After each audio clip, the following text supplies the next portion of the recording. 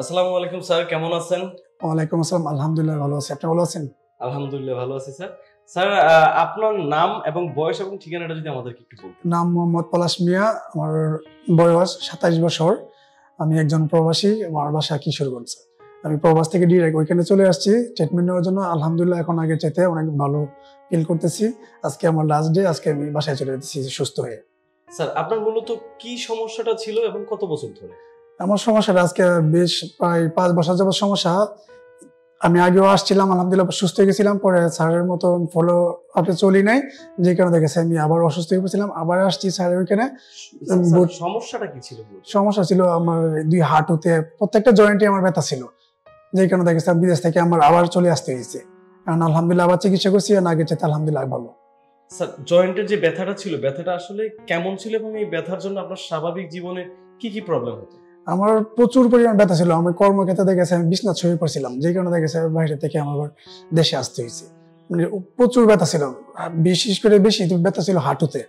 আলহামদুলিল্লাহ হাঁটুর ব্যথাটা অনেকটাই সুস্থ, যে কারণে বাসায় চলে যেতেছি।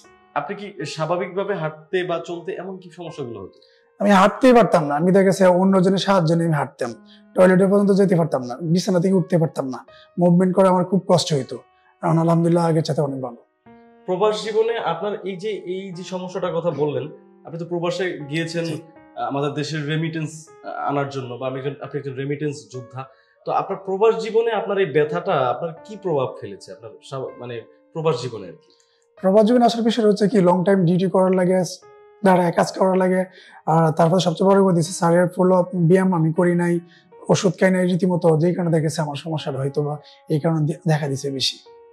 আচ্ছা আচ্ছা স্যার, এখানে যে সেবাটা নিয়েছেন, এখানকার যারা আপনাকে সেবা দিয়েছে তাদের সম্পর্কে আপনার আসলে তারা আপনার সাথে কেমন আচরণ করেছে? না, সবাই আলহামদুলিল্লাহ অনেক ভালো আচরণ করছে। সবাই নিজের মতো কেয়ার করে চিকিৎসা ট্রিটমেন্ট করছে, সবাই অনেক কেয়ার করছে।